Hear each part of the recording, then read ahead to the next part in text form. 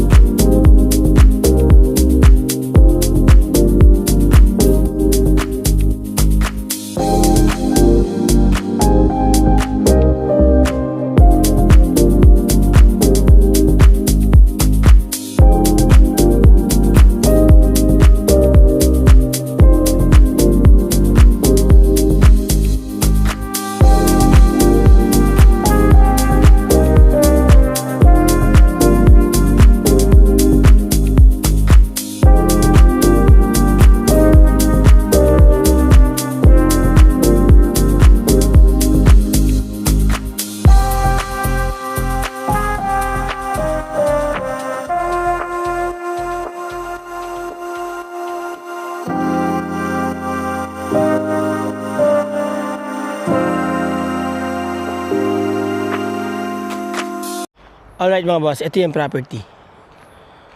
Medyo masukal dito sa harap, ano. Pero maganda po yung location niya. Nakita niyo naman, hanggang dulo yan. Yung sa dulo doon, kalsada pa po yun, ano. Barangay road po yun, existing na yun. Yan. Hanggang dito yung property yan sa may stick na yan.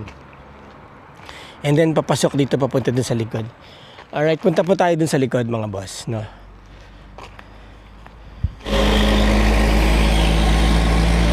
Dito muna tayo makikidaan para makita po natin yung likod. Ma'am, paano ko makikita yung likod nito? Pwede dito na lang gagawin. Saan daan? Sa loob? Oo, pag titignan niyo yung likod. Dito. Paano niya makita yung likod daw? Likod ba? Oo. May daan dito? Yung sir, sa kabila. Saan kabila? Hindi pa kabila pa sir. May way pa dyan sir eh. Di bale, papakita ko lang naman. Apo. Oo. Yan. Yan po yung likod, ano? Oh sir, diretso lang Yan. sir. Dire-diretso yung papunta doon. Lampasan pa yung mga kawayan. So, meron siyang mga kawayan sa loob. Ano yung klase yung mga kawayan niya? Sir, bayog. Iba-ibang klaseng mga Iba-ibang klaseng kawayan yan. Tapos dito, doon sa bakanting lote, makikita mo yung mountain view, di ba? sa kabila pa. Oo, sa kabila. Malaki, sir. Yan yung Carmelite na sir. Ayan yung Carmelite, yan yung Carmelite. Okay, so yan po yung property, mga boss, na dire-diretso papunta doon. Okay? So, short presentation lang tayo, mga boss. Again, ang property is 1.4 hectares, ano? 1.4 hectares. Ma'am, ano ba to titled? So, yun, sabi ni ma'am, titulado daw. Selling for 700 pesos per square meter. And by the way, ang maganda po dito, pwede po siyang terms of payment. Pwede siyang hulugan, mga boss, mga ma'am, mga sir. Depende na yan sa pakikipag-usap niyo mamaya sa may-ari. Alright? So 700 pesos per square meter, 1.4 hectares ang property.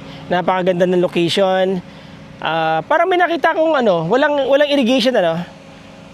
Bali actually sir sa kapila, Dating dinadaanan ng tubig yan. Oo. Pero wala naman na, sir. Wala na. Wala na. Nasa na doon, sir, sa... Binabaha ba dito? Ano, sir? Hindi to. So yun, hindi binabaha. Oo. Gaano kalayo ito sa National Highway? So, yung mga 10 10. minutes to the National Highway. So from Maganda naman ang daan. Okay, so from Metro Manila, mga 2.5 hours lang po ito, mga boss. Magandang kalsada papunta rito. At very countryside, very province vibe. Ano po, yung mga naghahanap dyan ng saktong size ng farm, 1.4 hectares. Napakaganda ng property, mga boss, mga ma'am, mga sir. So yan, ma'am, again, 700 pesos per square meter. Tama. Tapos, ayan, saan ka galing? Okay. So yun, huwag na natin tanungin. Anyway, there you go mga boss, mga sir. Ha? Sa bundok. Okay, there you go mga boss, mga sir.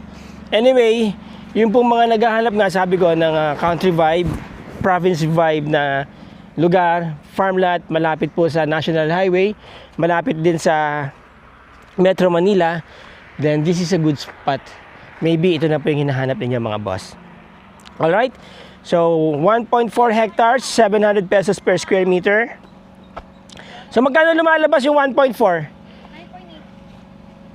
So, ang total po nun is 9.8 million pesos, mga boss, mga sir. Safe ang inyong investment. Titulado po yung property. Located in Castillejos, Zambales. About 2.5 hours drive from Metro Manila.